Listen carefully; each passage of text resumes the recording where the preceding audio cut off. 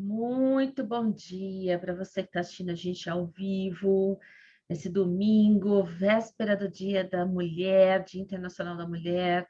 A gente vai falar de um tema hoje delicado e presente na vida de todos nós, pelo menos ao longo da nossa vida. Todos nós já passamos por situações do tema que nós vamos abordar hoje.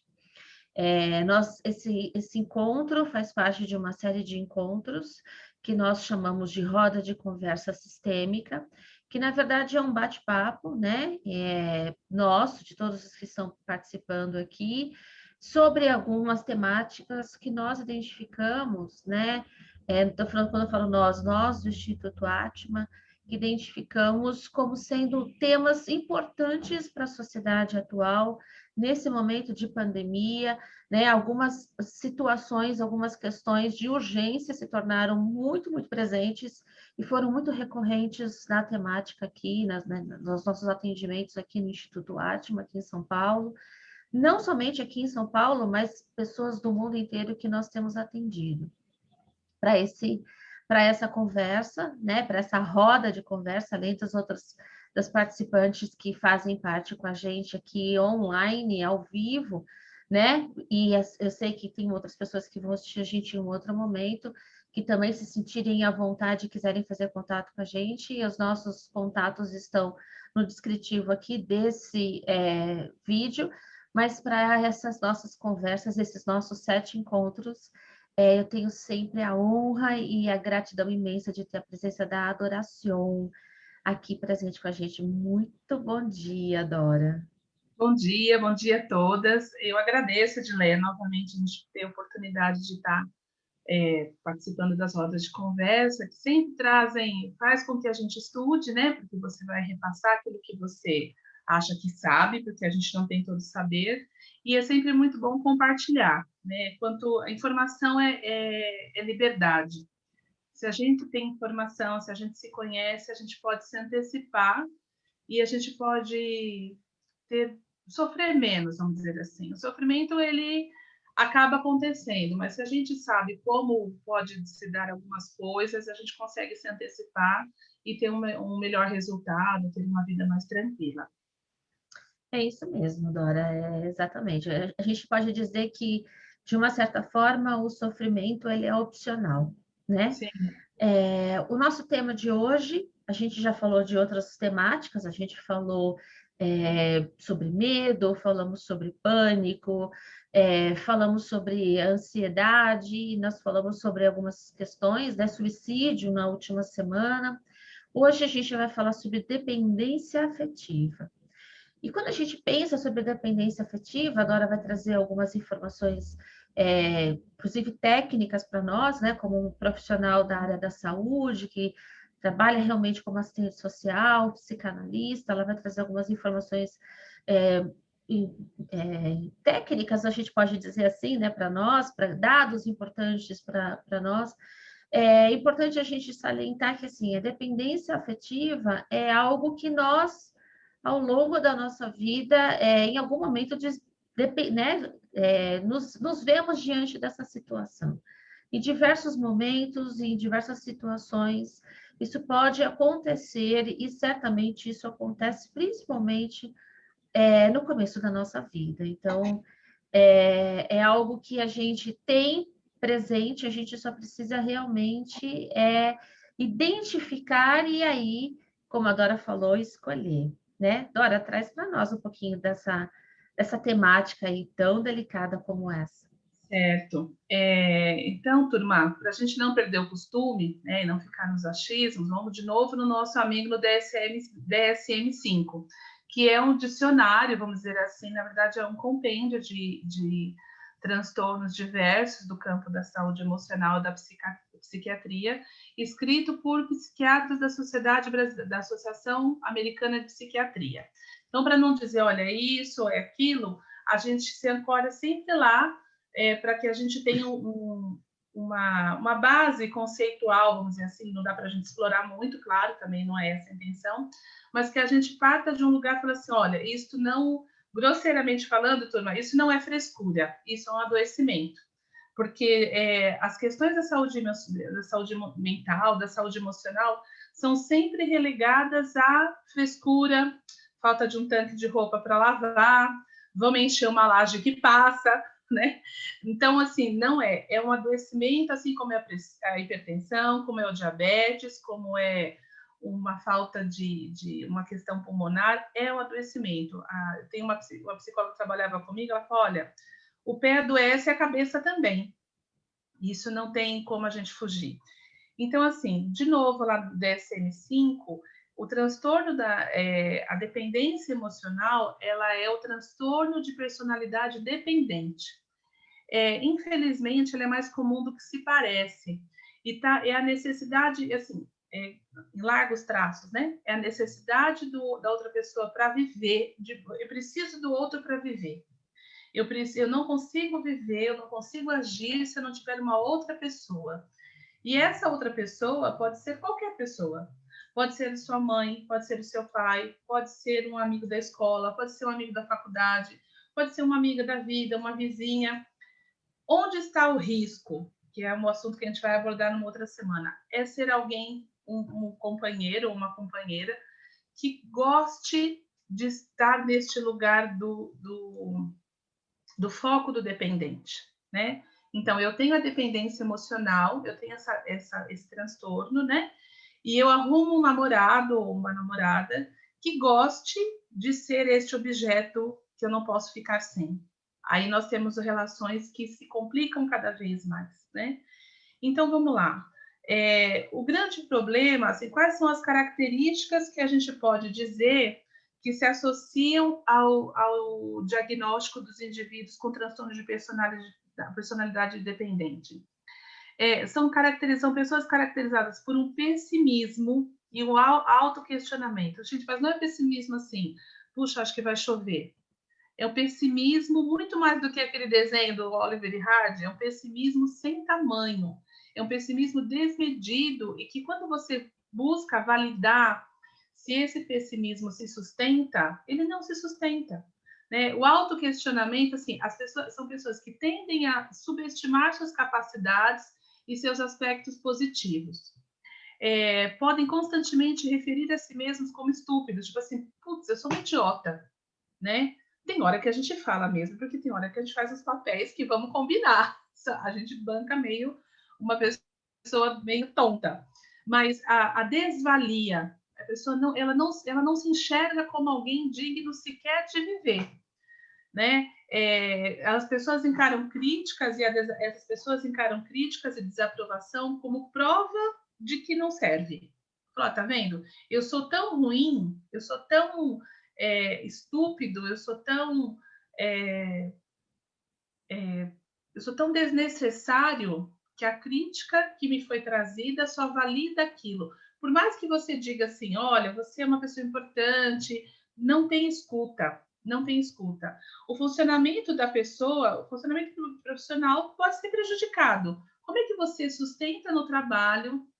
A gente vive numa sociedade capitalista, não dá para dizer que a gente vive num trabalho que nem sempre nosso trabalho é o que a gente gosta, então a gente tem que sustentar, se manter, se bancar. Imagina uma pessoa que não acredita em si mesma, o tamanho do sofrimento que é trazido num contexto de trabalho, por exemplo, né? As pessoas acabam por evitar cargos de responsabilidade porque acham que não vão dar conta, né? Ah, não, você é muito bom no que você faz, então me deixa aqui fazendo o que eu estou fazendo. Não me põe fazendo outra coisa, porque eu não vou conseguir. Né? Eles evitam cargos de responsabilidade, eles evitam, a pessoa fica ansiosa, né? Diante de uma decisão a ser tomada, e aí a gente tem toda aquela carga das questões quando a ansiedade prevalece, que nós já falamos anteriormente. A pessoa pode ter uma tendência a um risco maior de ansiedade, de depressão, de adaptação, porque não é fácil. Imagina uma pessoa que não acredita em si mesma, tendo que mudar de escola, tendo que mudar de casa, tendo que mudar de sala no trabalho e assim, tendo que mudar uma pessoa que está lá, uma pessoa que trabalha com ela sai, é desesperador, né? E o transtorno da personalidade dependente, ele pode estar próximo de outros transtornos da personalidade, como o borderline, o transtorno de personalidade evitativa e histriônica. Então, vamos lá. O borderline, a gente fala que o borderline é aqueles que amam demais. Borderline está sempre à borda, né? Então, você está sempre, quase que você está sempre no limite, à margem de uma condição afetiva, né? A evitativa é aquele que fala, não, não quero. Evitativa de evitar mesmo, não quero, não chega perto, não vou me envolver. E a personalidade histriônica é a personalidade, vou dizer, quase histérica. É aquela que grita muito, que faz o escândalo, que faz a baixaria. Então, vai lá na escola, ou vamos colocar na minha realidade, vai no posto de saúde e faz um escândalo absurdo porque não tinha o remédio. Né? Mas, gente, mas é escândalo com propriedade. Então, essa coisa de chamar a atenção é porque ela ela não acredita no que ela está falando. São coisas que vão juntas. Né? Essa dependência afetiva, ela tem ela é muito perversa, na verdade, né? Ela tem esses raios que você vai comprometendo aqui e ali. Como que pode, quando que isso dispara, né? Na verdade, o que traz os documentos é que eles podem ser disparados a qualquer momento. Você pode ter, o que causa dependência afetiva? Vamos pensar assim. Deixa eu pegar aqui para não falar bobagem. Assim, a causa está sempre associada ao medo de errar, né? E onde pode ter uma origem? Numa infância super protegida, ou ser consequência de alguma situação traumática. Isso é projetado na vida adulta e a pessoa depende dos demais para reconhecer as suas virtudes. Né? Então, assim, mas olha, não tem nada a ver, eu fui super protegida e eu não sou assim, você não sabe, né? Você está falando de você, você não sabe. É um sofrimento, é um sofrimento real, né? Os relacionamentos afetivos são marcados por troca de carinho, por uma troca mútua, né? O relacionamento afetivo ele é de contrapartida. Eu dou carinho, eu dou cuidado e eu também recebo cuidado. Agora imagina só o que é você só dar o carinho, só dar o cuidado, porque você não se acha digno de receber isso. Você fica esperando por migalhas de amor, migalhas de cuidado, migalhas de carinho. E não é assim. Né? Como que trata isso? Precisa primeiro reconhecer o que é difícil, porque é uma situação, é tão fatalista a pessoa que tem essa dependência emocional, que fala assim, eu não vou conseguir viver sem a Dora. Eu não consigo, não é possível, eu vou me matar. Não, a pessoa não vai se matar, porque por mais ela não é uma pessoa com tendências suicidas, né? A não ser que ela tenha alguma outra comorbidade instalada, mas não é isso. Mas existe a falta de autoconfiança, a falta da autoestima, baixa autoestima, essa pessoa ela não tem forças para contrapor, para tentar viver sozinha. A gente costuma dizer, né, que a única pessoa que a gente vai ter para a vida inteira é a gente mesmo. Não adianta a gente ancorar no outro a responsabilidade ou autorizar que o outro, que a minha felicidade dependa do outro. Não, a minha felicidade depende de mim. A pessoa com transtorno de dependência afetiva não consegue pensar dessa forma. Não consegue. Assim, é uma vida, não vou dizer ruim, é uma vida de muita tristeza, porque o tempo todo você está buscando ser aceito, ser reconhecido, ser valorizado, e por mais que isso aconteça, você não tem escuta para receber o que estão te dizendo. Então você fala assim: não, olha, poxa, mas você é bonita. Não, não sou bonita. Não sou bonita, não, você está enganado. Não, você está vendo coisas. Você é inteligente. Não, eu não sou inteligente, eu sou esforçado. Não, eu sou inteligente. Não, e é sempre uma negativa, é uma depreciação a si mesmo. Isso só vai piorar, né? Só vai agravar. A gente acaba tendo o risco, né? Porque é o risco assim, é a pessoa, o dependente afetivo é aquele que empresta o dinheiro que não tem. né? O dependente afetivo é diferente da pessoa que é solidária, a pessoa que é generosa, né? Então, assim, vamos pensar Generoso divide. O o generoso dependente. divide, isso, né? O dependente afetivo, não, ele entrega. Então, assim, olha, eu tenho só o meu salário. Então, chega meu namorado e fala assim, olha, eu quero comprar um carro novo. Não, tudo bem, pode me pegar o meu salário do mês. Não importa como eu vou ficar o resto do mês. Não vou pagar minhas contas, não vou ter dinheiro para me manter, mas eu entreguei àquela pessoa que me pediu, pode ser meu namorado, pode ser um parente, pode ser um sobrinho, qualquer pessoa, entreguei assim, é real, tá certo de fazer isso. O transtorno, a pessoa que tem a dependência afetiva é aquela que ela não come mistura, mesmo tendo, porque ela vai deixar tudo para o outro. É uma autopunição, como se a pessoa estivesse o tempo todo se autoflagelando por existir, né?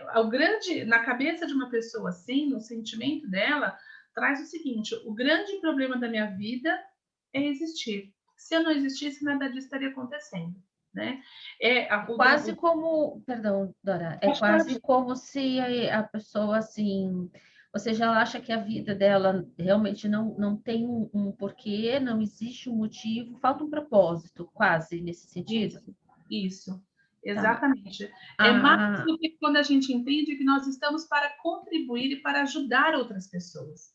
Se a gente coloca como propósito de, como você trouxe muito bem, olha, o meu propósito de vida é fazer a vida das pessoas melhor. Mas para isso eu preciso estar bem, né? A história do avião, quando você está no avião, qual a orientação? Quando cair a máscara, quando faltar ar, primeiro coloca a sua, instala, vê que você está respirando, aí você vai ajudar. O dependente afetivo, não. E ele aí, ajuda todo mundo. isso. E acha que não é suficiente e se joga em quarto, quinto plano, nem em segundo plano. Né? Na verdade, ele não faz questão dele. E isso gera relações horrorosas. Né? Imagina você conviver com uma pessoa assim. A energia da gente vai para o pé. Porque, assim, o tempo todo a pessoa está te solicitando. Olha, Dora, eu preciso, mas não é uma sede que não acaba. E você não tem água para tudo isso. Imagina você ter um relacionamento desse conjugal, né? O seu marido o tempo todo te solicitando, a sua companheira te solicitando o tempo todo. Você fala, meu, me deixa em paz, né? Dá um tempo. Eu preciso agora, eu estou no banheiro, não me enche. Não, mas eu preciso estar com você. Imagina aí o A risco, gente né? pode dizer, então, que são pessoas que tendem a desenvolver uma relação de apego. Exatamente. Mas um Ou apego, seja, eu quero estar com você o tempo todo, eu deixo a minha vida para viver um pouco em função da sua vida. isso, exatamente. Não é nem viver a sua vida, exatamente isso, Dileia, em função da sua vida. Né? Porque você viver a vida do outro já é um outro transtorno. Nós já temos que pensar em outras coisas, mas é em função da vida do outro, né? Isso não é o amor incondicional, porque o amor liberta. Amor liberta. Amor é uma outra coisa. Isso não é amor. Agora, imagina uma mãe com transtorno de dependência. Como que vai ser essa mãe quando o filho for para a escola? Né? Quando o filho casar? Ou quando o filho tiver aquela crise de adolescente que todo mundo passa em maior ou menor gradação, essa mãe desespera. Agora, todos os riscos, isso quando você está num relacionamento com uma pessoa assim. Agora, nós temos as pessoas psicopatas, os sociopatas, vamos assim dizer, que sabem se aproveitar muito bem de uma relação assim, né? E A isso, Larissa está perguntando aqui, só sim, se a pessoa que tem uma dependência emocional, se ela vai desenvolver uma outra comorbidade ela ou alguma pode, outra. ela pode, Pode? pode, porque na verdade é uma doença. Você pode assim, imagina a gente hoje, você está no mundo e você fala assim, poxa vida, ninguém me quer, eu não consigo me relacionar com ninguém. Você começa a ter uma baixa autoestima e você começa a ter as questões da ansiedade. né? E assim, e é uma visão, e você pode vir para vários transtornos, porque assim, a pessoa não enxerga, ela não enxerga o sofrimento dela, ela não enxerga. Então você pode ter o transtorno borderline, você pode ter, e aí você vai tentando acomodar uma coisa ou outra, né? Você vai tentando se relacionar com a pessoa, mas você não consegue. Mas acho que o mais intenso que pode aparecer, mais premente, na verdade, é o transtorno de ansiedade e o transtorno depressivo. Porque assim, eu amo meu namorado, né? E eu tenho um transtorno de dependência, de personalidade dependente. O meu desespero, e é desespero mesmo, de vê-lo é tão grande, imagina o meu nível de ansiedade. Aí o coitado furou o pneu, ele atrasa 1 hora. Eu tô para morrer. E aí, tô para morrer de fato. Eu vou sentir as dores no peito, eu vou sentir o mal-estar, eu vou sentir tudo. E isso quando você está no relacionamento. Não estando no relacionamento, eu acho que a face mais perversa disso é a depressão. Porque você fala, olha, eu não vou porque ninguém, eu não consigo ficar com ninguém. Né? Ninguém me quer, não é que eu não consigo ficar, ninguém me quer. Então, nós temos esses dois riscos que podem desencadear tantos outros, Lari. Não sei se eu te respondi. Uma questão que a gente tem que ficar atentas, quando você está no relacionamento desse, você está no relacionamento desse, não, desculpe, você tem esse transtorno de dependência, você conhece alguém, o risco de entrarmos num relacionamento abusivo é 1000%. Né? Todos nós estamos sujeitos a relacionamentos abusivos, mas tem uma hora que a gente fala assim, não, peraí, você está me tirando? Está achando que toda vez eu vou pagar essa conta? Você está achando que toda vez eu vou até a tua casa e você não vem na minha casa? Você está achando que toda vez eu vou te dar dinheiro e você não vai me ajudar? Ou você acha que me bater tá ok? Mas chega uma hora que você fala assim, não, não é isso que eu quero para mim, porque nós não temos o tal transtorno de personalidade dependente. A pessoa que tem o transtorno de personalidade dependente não vai ter o insight. Ela não vai ter um clique assim, porque eu brinco às vezes que eu falo assim, a gente quando ama, né, a gente usa o óculos cor-de-rosa e olha, é difícil a gente tirar, né? Você fala, mas tem hora que ele começa a ficar meio embaçado assim, poxa, o cara nunca me leva num lugar que ele tá com os amigos, ele nunca me faz um mimo, ele sempre fica, eu sempre fico servindo ele, servindo. Chega uma hora que você fala, não quero mais brincar disso. E nós, por mais que doa, por mais que seja difícil, porque qualquer relacionamento que a gente entra, existe afeto, existe sentimento, a gente fala assim, não, agora eu vou parar. A pessoa que tem o transtorno de personalidade dependente, ela não consegue parar. E aí o abuso vai lidando, até chegar realmente em tragédias, né? Uma forma de tratar isso é a psicoterapia, né? É o tratamento psicológico mesmo, mas precisa ter reforço, porque sozinho não dá conta, né? Então, assim, mães abusivas, mães dependentes, filhos dependentes, relacionamentos, colega de trabalho. Às vezes você tem um colega de trabalho que ele não vai almoçar se você não for. E aí você fala, poxa, eu não quero comer agora, pronto, o mundo acabou. E aí, assim, a pessoa acaba imputando no outro uma culpa que não é dela. O problema é com você, não é com a outra pessoa. E como que você vai mediando tudo isso?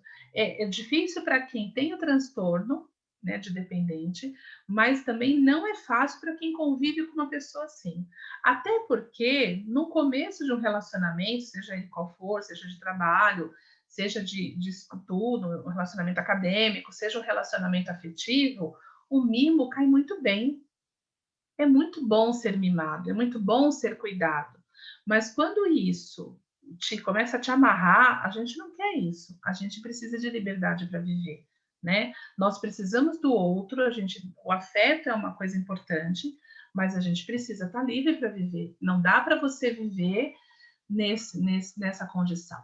Os relacionamentos de quem tem um transtorno de dependência, o transtorno da personalidade dependente, são muito delicados e muito sofridos. E a gente precisa ficar atento, né? Precisa ficar atento, precisa ficar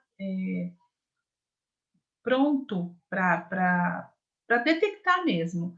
Porque para você resvalar para uma outra coisa, que um relacionamento abusivo, para violência, é 1 minuto. Agora, quais as grandes causas, né? Houve alguma coisa lá atrás, na infância, na adolescência, ou uma mãe realmente que protege demais, né? Porque no proteger demais é aquilo que você fala assim, olha, o mundo para você vai estar sempre perfeito. Só que não, a gente sabe que não.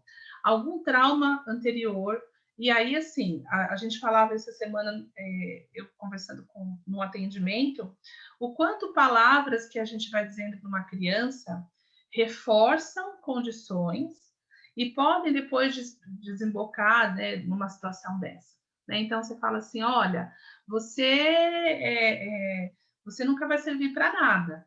Se a sua mãe fala, desde que você é pequeno, que você não vai servir para nada, você vai ficar o tempo todo buscando referendar que você serve para alguma coisa.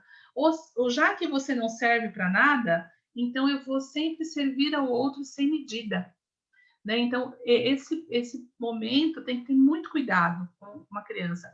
Um trauma pode desencadear isso, uma perda repentina de um parente, de alguém que seja, de fato, uma situação de abuso físico, uma situação de abuso sexual, tudo isso pode vir a trazer desenvolver o transtorno da personalidade dependente.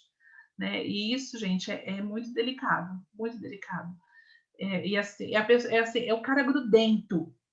Mas o cara é grudento, mas assim, gente, não é um grude, nem uma cola, é um sufoco, porque é uma personalidade que te sufoca, né? Quando você fala dessa questão da dependência, né? Você traz muito isso para a pessoa que, ou seja, falta alguma coisa lá na infância, na primeira infância, né? Atenção, falta de estímulo dos pais, né? O que a gente percebe muitas vezes, né, Dora, nos atendimentos aqui no Atma, é que assim, muitas vezes a pessoa desenvolve um relacionamento abusivo, às vezes ela entra num relacionamento abusivo e, na verdade, ela muitas vezes não sabe que está num relacionamento abusivo ou que ela tem essa questão. Então, assim, eu diria que quando a gente vamos pensar da perspectiva de que nós temos essa dependência afetiva, né? Que aspectos poderia chamar a nossa atenção? Como é que a gente faz para ficar alerta de que a gente está num processo de dependência afetiva, que nós temos uma dependência afetiva do outro. Ou Tá. seja,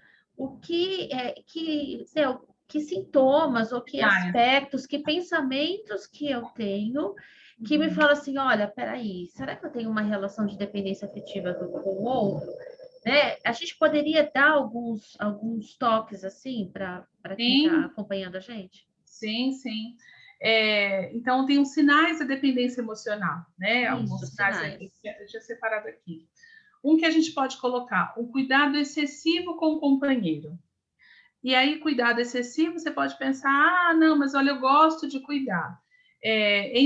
Você tem uma coisa, entre a atenção e as cobranças, né? Então, você vai, eu preparo a marmita do meu namorado todo dia, né? E aí eu cobro dele e falo assim, poxa vida, você não comeu a marmita que eu te mandei? Você me devolveu aqui com o resto de comida? Ou se não se vê limpa demais? Mas olha, tá limpa demais. Quem que lavou sua marmita? Né?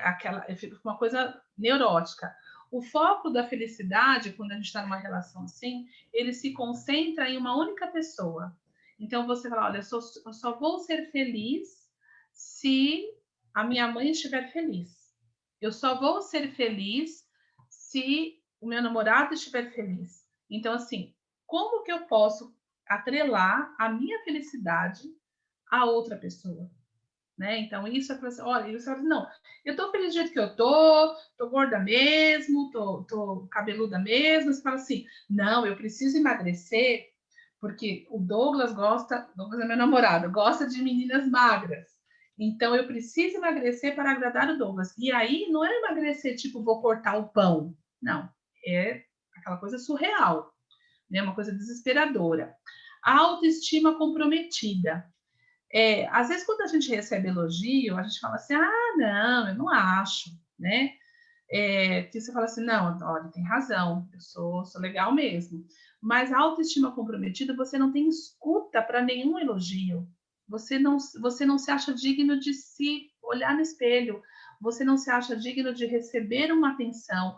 Você não se acha digno de receber um bom dia. Isso são limites, faz parte da autoestima comprometida.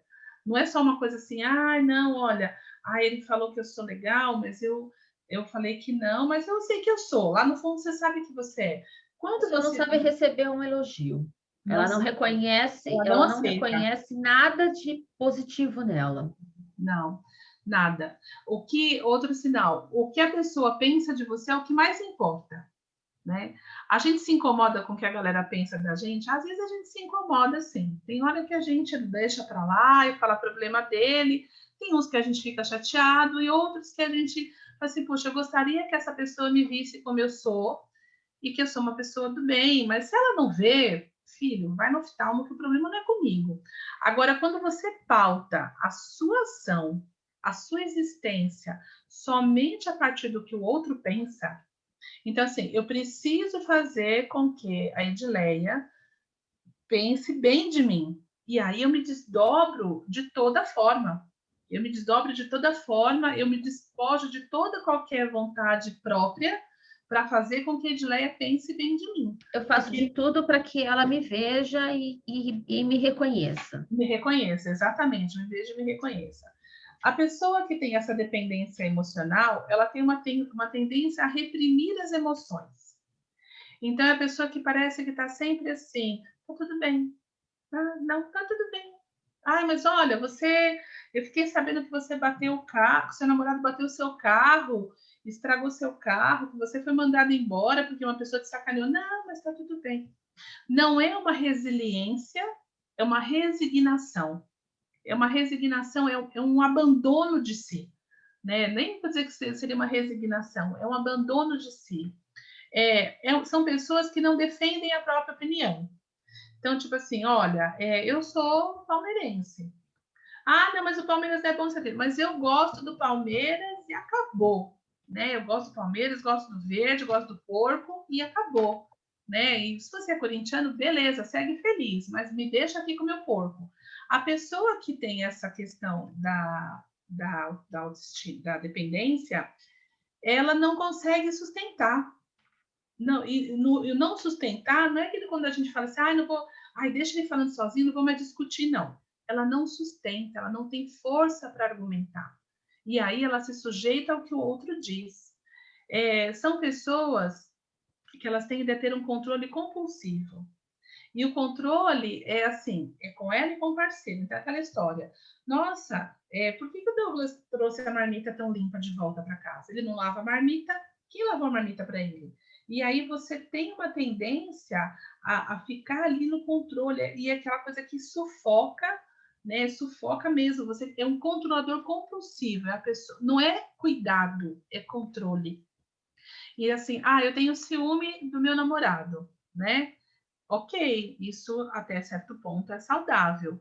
Não, mas eu quero controlar o GPS, eu quero saber qual caminho que ele fez, eu quero saber o que tem, eu quero a senha do celular dele. Isso também é uma pessoa. Você fala assim, poxa vida, mas a personalidade dependente parece que é uma pessoa submissa. Mas ela precisa se alimentar dessas informações, ela precisa saber de tudo. E aí ela perde o rumo mesmo do que vai fazer. O desejo do parceiro é sempre mais importante. E o desejo seja ele qual for.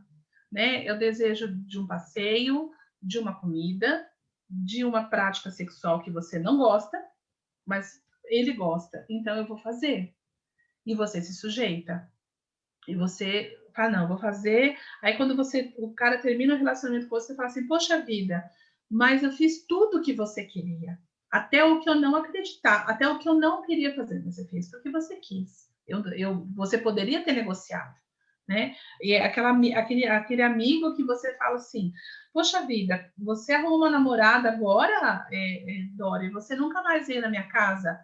Poxa vida, quando você não tinha uma namorada, um namorado, quando você estava solteira, você não me largava, você ficava aqui, eu fazia tudo para você. Não, foi porque você quis. E isso é o controle, é o desejo do parceiro, é o excesso de ciúme, né? E você vê que essas coisas estão todas imbricadas, né? Uma fica correndo atrás da outra. E para se sentir bem, a pessoa precisa que tenha o amor do outro, né? Eu preciso me sentir amado, mas não é me sentir amado saudável, é o sentir amado desmedido, né? É o sentir amado sem qualquer sustentação. Tem sempre um sentimento de culpa, né? Porque você fala assim, olha, eu estou sozinha, eu estou namorando, porque eu não sou boa o suficiente, porque ninguém me quer. Por quê? Porque eu não mereço ter ninguém, porque eu não sou boa o suficiente, eu não sou cuidadosa o suficiente, eu não sou inteligente o suficiente. Eu vou buscando, eu vou me culpando o tempo todo, e aí a culpa, na minha busca de culpa, na minha justificativa do sentimento de culpa, eu vou cada vez me depreciando mais. Cada vez a autoestima, cada vez menos autoestima, né? Ou seja, deixa eu só fazer Pois uma não, parte, né? Ou seja, pelos aspectos que você falou até agora, me parece que assim a pessoa tem uma falta de perspectiva da própria vida, né? Uma isso. falta de perspectiva, uma falta de reconhecimento, não reconhece a sua força, a sua capacidade de lutar, a sua capacidade de, né, de ressignificar as questões.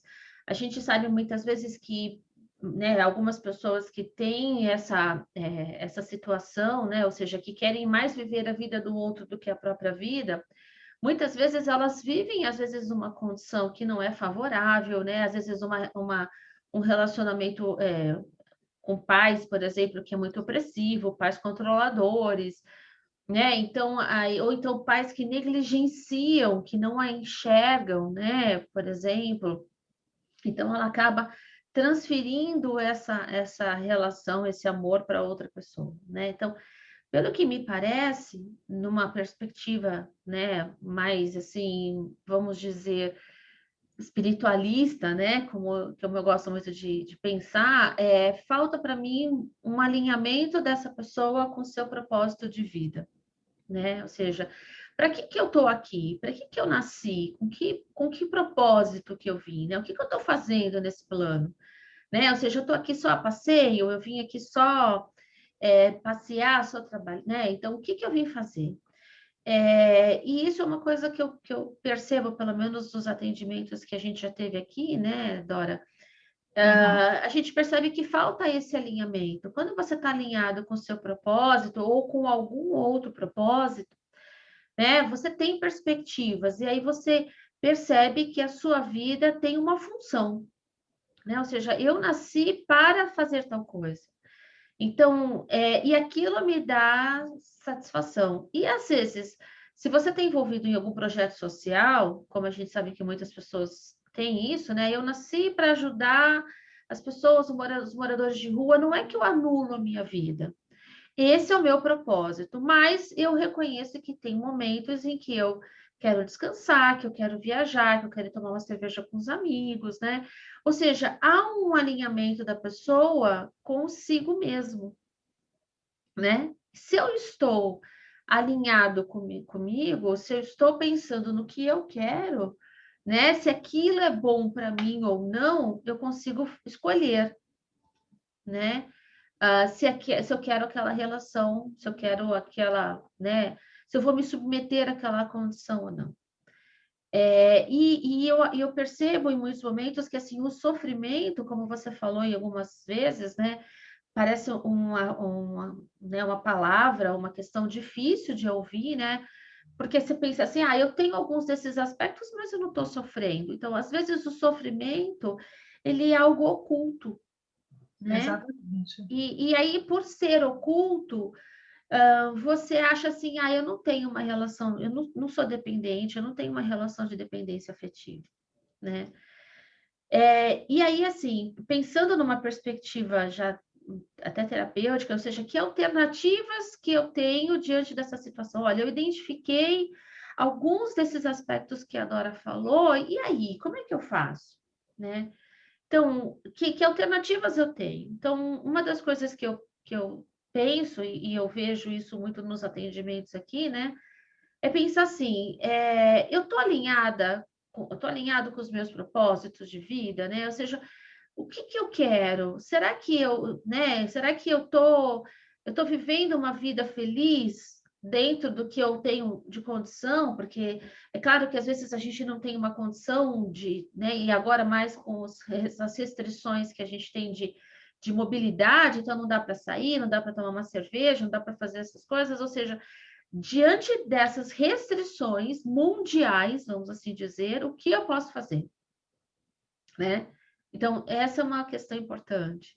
E pensar assim, será que aquilo que eu estou fazendo hoje é para passar o dia, e é mais um dia na minha vida, ou se ele é um dia em que eu vou fazer alguma coisa que me alinha com o meu propósito de saúde, de bem-estar, de felicidade, né? Então, para mim, esse é um aspecto muito importante, né? Porque reconhecer que aquilo que vocês vive, que aquilo que você está, não é legal, é dolorido, é sofrido isso. Mas às vezes a gente sente que não tem forças para fazer algo diferente. E que alternativas que a gente tem, né? A gente tem outras terapias que nos ajudam muito nesse sentido, né? A psicoterapia, com certeza, é uma ferramenta, né, super importante, nos dá esses subsídios de encontrar os nossos valores, porque todos nós temos valores, todos nós temos capacidades, né? Nós não nascemos absolutamente destituídas disso. Então, reconhecer essa questão é muito importante. Muitas das vezes, como a própria Doracion falou, é preciso de um tratamento químico, passar por um psiquiatra, fazer algum acompanhamento, principalmente quando você tem um relacionamento abusivo com aspectos de violência, né? E você se deixa submeter a essa violência física, e às vezes nem sempre é violência física, às vezes a violência é moral. A gente precisa também identificar isso. Então, eu preciso de recursos para essa questão, né? Realmente é um ponto importante. A Cristiane está falando que eu faço um ano terapia do renascimento e as mudanças foram intensas. Estou amando, perfeito. Ou seja, você está trazendo do seu interior, a gente fala, está renascendo aí, é um renascimento mesmo, né? O que é esse renascimento? Eu estou buscando no útero, eu estou buscando lá da onde eu nasci, né, até de vidas passadas, de repente, forças para sair de uma situação, de um relacionamento, muitas vezes que não é positivo para mim, e eu não consigo sair dessa situação, porque a carência que eu tenho, a dependência que eu tenho do outro é muito importante, ou seja, eu reconheço mais os valores no outro do que os valores em mim. E uma coisa que eu sempre falo, a gente só consegue reconhecer no outro aquilo que está na gente, né? A gente não vai conseguir reconhecer no outro valores, aspectos que não estão na gente. Eu sempre falo, eu sempre dou o seguinte exemplo. Se eu começar a falar em japonês aqui, vocês vão identificar. Ah, ela está falando em japonês, mas talvez vocês não consigam entender o que eu estou falando, né? Só que se eu começar a falar no aramaico, vocês vão falar assim, nossa, o que você está falando? Que idioma é esse? Né? Vocês não vão conseguir identificar. Como eu estou falando em português, vocês sabem do que eu estou falando, porque vocês reconhecem esse idioma e esse idioma tem vocês. Se a gente reconhece valor na outra pessoa, esse valor está na gente mesmo. Então, é muito importante que a gente identifique isso.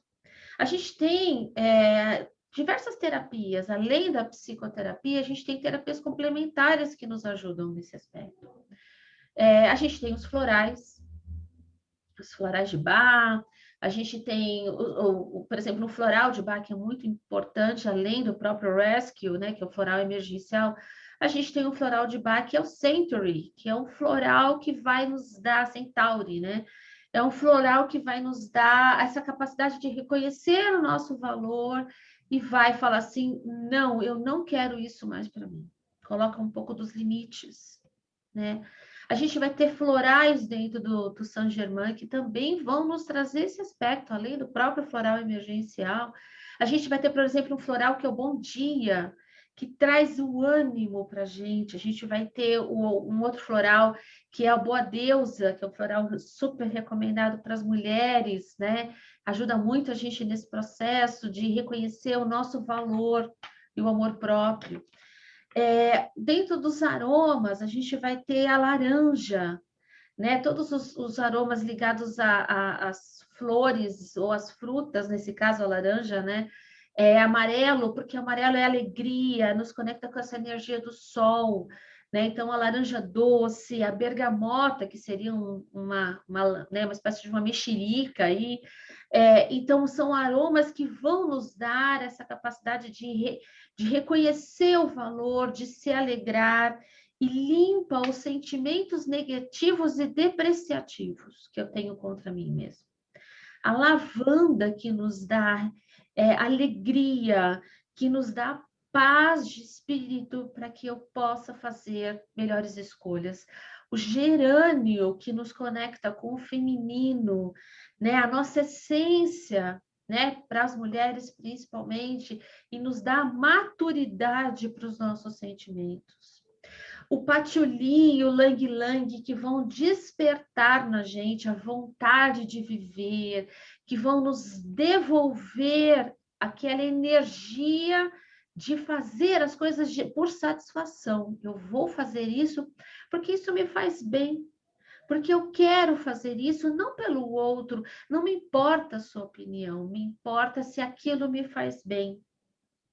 A hortelã, que nos dá clareza de pensamentos, junto com a sálvia, que limpa os nossos pensamentos negativos. Ou seja, nós temos recursos naturais que nos ajudam a dar, às vezes, o primeiro passo, e eu falo desses recursos porque eles estão de muito fácil acesso. Você vai na internet, você compra qualquer um desses aromas, esses florais, e você pode tomar por si. E aí, de repente, esse pode ser um primeiro passo para você procurar uma ajuda profissional, porque tem pessoas que às vezes ficam envergonhadas de procurar uma psicoterapia, um psiquiatra, porque acha que é vergonha fazer isso. Imagina, eu não estou doente, eu não tenho problemas, mas eu passo por uma situação que me faz mal. E a gente acha muitas vezes esse aspecto, né? Ou seja, como é que eu lido com isso? Eu estou falando porque isso é muito comum dentro do processo, né? Aqui no Atma. Então, se eu não consigo dar esse primeiro passo de procurar um profissional, um psicoterapeuta, né, um psiquiatra e tudo, então eu posso fazer uso dessas outras terapias, como eu falei, porque de repente elas vão me ajudar a dar esse primeiro passo e elas são de mais fácil acesso. Usar um aroma, né, não é problema nenhum. Usar um floral, né, não é problema nenhum. Muito pelo contrário, não é algo que me coloca num estado de vergonha. Nossa, você está procurando terapeuta? Você está fazendo terapia? Por quê? Você é louca? As pessoas falam isso. Existe esse O senso tempo comum, todo. né, Dora? Nossa, mas você faz por quê? Você tem problema? Né? Ou seja, existe esse senso comum. Eu diria que aquele que não chora, aquele que não reconhece, esse sim tem problema, né? Esse é o narcisista que acha que ele está acima de todas as coisas. E é a síndrome mesmo do narciso, né? Que acha que não precisa de ajuda, que acha que não precisa de um amparo, de um apoio. Nós somos espíritos vivendo uma vida material, uma vida carnal, e vamos sim passar por experiências que nos vão trazer lições para amadurecimento, para reconhecimento, e muitas das vezes nós vamos precisar de auxílio, de apoio para reconhecer, para superar, para evoluir, porque nós estamos aqui para evoluir, né? E o apoio, e falar é muito importante, né, Dora? Por isso a roda de conversa. Às vezes E, só falar já é importante, né? e às vezes, a pessoa que tem um transtorno de dependência, para ele a vida é assim. tem esse tamanho de fatalismo, né? Tem tem essa sentença, não é uma coisa boa, é uma sentença, é assim. Então, quando a Edileia fala, olha, falar é importante, e às vezes a gente tem que falar para a pessoa, falar o seguinte, olha, você não acha que o seu irmão exagera um pouco com você? Não, ele é meu irmão. Ele me Ok? ama. Ele me ama, ele é meu irmão, filho da minha mãe. Como você vai falar isso? Você não acha que esse seu namoro tá muito puxado? Né? Poxa vida, você sai daqui, né, do Aricandu, você vai até em Budas Artes para encontrar, ele não pode vir te ver. Não, a gente tem que falar com sutileza, né? Tem que ser uma fala, é preciso que seja uma fala permeada de amor, porque o amor uma hora desmonta isso e a pessoa fala assim: puxa vida, eu preciso de ajuda, né? Então, quando a gente tem mais informação, também fica a responsabilidade que a gente tem com o outro de ajudar a tirar o óculos cor-de-rosa, né? Ajudar a clarear, porque a pessoa acha que está tudo bem. Fala assim, não, imagina, minha família. Não, que isso? E aí, às vezes, a gente vê mulheres, infelizmente, eu tenho encontrado mulheres de 60, 70 anos que, por N questões, não se casaram ou não tiveram filhos e que sustentaram a família a vida toda e não compraram uma casa, não garantiram uma aposentadoria que pudesse lhe dar uma sustentação econômica interessante, né, confortável, vamos dizer assim. E hoje elas vivem numa situação de penúria e fala assim, mas eu ajudei minha família o quanto pôde. Então, assim, o quanto a gente não percebe, não se percebe assim, olha, é a história da máscara no avião. Eu vou colocar a minha, estou confortável, eu vou ajudar todo mundo. E esses buscar, e às vezes a gente fala assim, olha, eu percebo que a minha irmã, que uma amiga minha tem uma situação dessa. Oferece um floral, fala assim, olha, faça isso, porque são pequenos movimentos de quem está perto todo dia, porque quando chega no serviço de saúde, já estragou tudo, já está só a mágoa, né? Está só o adoecimento muito mais severo. Então, assim, a gente ouve e a gente pode falar também. É importante dizer, importante. Sabe, Dora, eu vejo muito, com mais frequência aqui também, além dessa questão, são mulheres que casam, né? E muitas vezes, às vezes, deixam de trabalhar ou têm uma renda inferior ao marido, que é algo muito comum, né, no mundo. As mulheres acabam tendo uma renda abaixo do que do homem, né, no mercado de trabalho, por uma questão de remuneração, enfim. E aí essa mulher, muitas vezes, quando ela não trabalha, ela casa, ela vive pelos filhos, e o marido às vezes acaba descumprindo com aquele pacto de prover do casamento, de fidelidade, aquelas coisas todas, e o relacionamento muitas vezes acaba caindo num aspecto muito negativo, né? E essa mulher quer se separar e ela não consegue se separar, porque ela não tem uma renda, ela não consegue se sustentar, ela acaba vivendo pelos filhos, porque ela tem 2, 3, 4 filhos, e ela fala assim: não, eu vou aguentar essa situação porque eu quero que os meus filhos tenham estudo, tenham conforto, e sabe que numa separação, muitas vezes o homem não vai suprir com essas necessidades dos filhos, e muitas vezes acabam ficando num casamento, num relacionamento abusivo, por diversas formas, né? Ou seja, isso é uma relação não somente de dependência afetiva, porque a mulher fala assim: eu não consigo sair dessa situação, eu não consigo arrumar um emprego, né? E aí, muitas vezes, o homem acaba chancelando isso: realmente, você só presta para lavar, passar e cozinhar, então você não vai conseguir dar conta de sair, de trabalhar, de fazer as coisas. E sustentar os filhos, então a gente também percebe muito essa questão.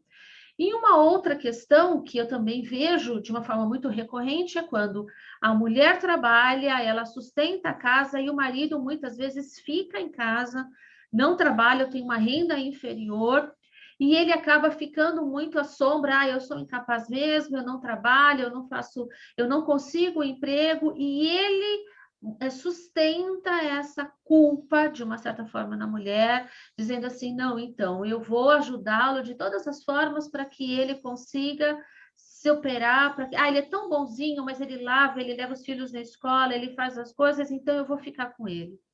Então, a gente tem esses dois aspectos. Eu estou falando de uma questão mais da mulher, né? Porque a gente percebe que muitas das vezes isso é uma questão que se apresenta mais no universo feminino do que no universo masculino. E eu percebo que é as duas coisas. Quando às vezes a mulher ela é extremamente submissa e não tem uma renda que permita, ou uma renda entre aspas, na verdade é uma autoconfiança, né? Um reconhecimento do valor próprio de que ela consegue, e ela consegue dar esse passo, né, sozinha, por si, sair de uma relação em que, né, de abusiva nesse sentido, e o contrário também, quando a mulher trabalha, faz as coisas, sustenta a casa, e o homem muitas vezes ou ganha menos, ou ele não trabalha, e muitas das vezes, como eu já vi, o homem às vezes até trai essa mulher, às vezes faz coisas né, pelas costas aí, descumprindo com o pacto, e a mulher ainda assim se submete a aceitar essa situação. Ou seja, me parece que nos dois aspectos, nos dois extremos, nós temos a necessidade dessa pessoa de reconhecer que ela merece algo melhor. Sim. Né? E precisa sair dessa situação, porque realmente não é bom, não é positivo, não é legal, não há uma valorização de si, do eu. É desumano. É desumano. É desumano. Não é fácil, mas não é impossível. É verdade, nunca é impossível, Nunca. sempre é possível. Buscar apoio é possível. E foi por isso que a gente começou a fazer essas rodas de conversa, né? Para trazer um pouco desse esclarecimento para quem está assistindo a gente, para quem está aqui acompanhando essa nossa roda de conversa, porque a gente acha que sempre a coisa acontece no vizinho, é sempre com o outro, e é difícil reconhecer isso na gente mesmo. Dói, dói, certamente dói, mas tem cura. Né? Verdade. Alguém está aqui, quer fazer alguma pergunta, quer fazer algum comentário, quer falar algum aspecto aí? Né? A Cris já Bom se... dia. Bom dia, Edna. Ai, que saudade de vocês. Vocês são demais. Que Gratidão. saudade. Você, Ai, dá vontade de chorar, de verdade. Como eu gosto de vocês. Vocês são demais, gente. O apoio que vocês dão, a sustentação que vocês dão pra gente é incrível. É incrível. Gratidão, Edna, gratidão. Nossa, a gente tem que agradecer ao universo a vocês, sabe? Porque é o fortalecimento, né? É a gente conseguir se encontrar, se reencontrar, se achar, né? É o que vocês mais fazem pra gente. Gratidão, Edna, por isso, pelo carinho de fato, a gente tem se dedicado a fazer essa roda de conversa aqui, trazendo um pouco de lucidez, vamos assim dizer, de luz. Né? Oi? Vocês se dedicando a cuidar da gente, né? Então, é incrível. Eu tô aqui chorando de emoção porque é um papel maravilhoso. Vocês são pessoas, infelizmente, eles sim vão ter que agradecer por vocês estarem na minha vida. Muito obrigada mesmo, vocês são demais. Que amor que vocês transmitem nas palavras, sabe, nas atitudes, nas ações. É incrível. Sou apaixonada por vocês. Parabéns. Edna, Saudades. gratidão, saudades. Em breve Obrigada, estaremos juntas, né? Em breve, assim, que todas nós Se estivemos Deus quiser. vacinadas, né? Torcendo muito por isso. Gratidão. Torcendo muito por isso. Parabéns, viu? Deus abençoe grandemente a vida de vocês. Amém. Gratidão. Alguém mais quer fazer algum comentário? Você quer, né, compartilhar com a gente alguma questão das temáticas, né, do que a gente falou aqui? A gente vai falar na semana que vem sobre violência, né, Dora? Sim. Mas a gente vai falar de violência em vários aspectos, não só a violência física, mas a gente vai falar da violência moral também, né? O que, na verdade, os temas estão aí um pouco atrelados aí, e é um tema também muito delicado, porque a gente logo pensa em violência, a gente pensa na dor que fica, né? Nas marcas que ficam no corpo, mas a gente nem sempre vê as marcas que ficam na alma. Verdade, né? verdade. No emocional. Bom, as meninas que estão aqui estão mais né, quietinhas.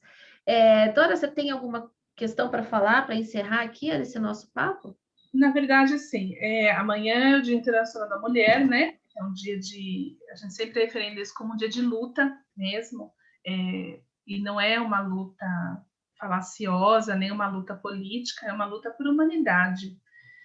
Ser mulher é um presente, que é um presente divino. Ser mulher é divino, né? E o quanto nós ainda precisamos nos fortalecer, nos irmanar na dor, na alegria da outra, para que a gente consiga fazer um mundo melhor. Eu não acredito que seja possível um mundo melhor sem mulheres fortes, mulheres em paz, mulheres felizes. Eu acredito na nossa força como a ancoragem de luz na Terra mesmo. E acho que é um dia de comemoração. A gente fala muito, né? Tem muitos movimentos, mas é um dia de comemoração, mas principalmente que a gente se conecte com a energia do feminino. A Edileia vai fazer um workshop na sexta, né? Isso. Que a gente se conecte com a energia do feminino, porque eu percebo no cotidiano da minha prática, tanto em educação quanto saúde, que nós damos o tom. Nós, mulheres, conseguimos fazer do mundo algo melhor. Agora, é preciso que a gente esteja conectada com a energia correta, vamos dizer assim, né? E precisa que a gente esteja sentada no lugar correto e buscar força o tempo todo, seja numa prática religiosa, seja numa prática de conversa, de qualquer coisa. A gente não pode se sentir sozinha, senão a gente não consegue. Esse evento que a Edi vai fazer na sexta-feira é muito interessante. Nós precisamos nos alimentar e nos alinhar, senão fica mais delicado. E o tempo precisa de nós. Esse tempo que nós estamos vivendo precisa da nossa força. Mas, de antemão, parabéns por todas nós e que a gente estejamos sempre conectadas com o que de melhor existe no planeta. Obrigada, Dora, é isso mesmo, né? Na verdade, como a Simone de Beauvoir sempre diz, nós não nascemos mulheres, nós nos tornamos mulheres, né? E o evento tem exatamente um desses propósitos, né? O que significa ser mulher nessa atualidade, como é que a gente se conecta com essa energia do feminino, né? Do sagrado feminino, porque sim, a mulher é um ser divino, afinal de contas, nós somos o transporte de todos os seres humanos desse planeta, então existe uma condição realmente divina em nós, e ao longo da nossa existência, da existência da humanidade, isso foi sendo depreciado, diminuído, o papel da mulher foi sendo considerado segundo, por isso, né, o livro Segundo o Sexo, da Simone de Beauvoir. Então, essa semana eu pretendo fazer uma série de lives falando sobre essa questão do que é ser mulher, e então trazendo um pouco dessa luz, dessa questão aí para a nossa atualidade. Mas na sexta-feira, que é o dia de Vênus, a gente vai fazer esse evento. Falando exatamente sobre essa questão é uma vivência sobre o sagrado feminino, falando sobre o que como é que a gente se conecta com esse nosso lado sagrado. Parabéns a todas as mulheres, a todas as pessoas que estão assistindo esse nosso evento, essa nossa roda de conversa. Gratidão a vocês. E espero vocês no próximo domingo aqui, em que a gente vai falar sobre violência. Gratidão a todas vocês, gratidão, Dora. Um excelente Dia das Mulheres para vocês. Boa semana. Parabéns pelo Dia das Parabéns Mulheres. para nós.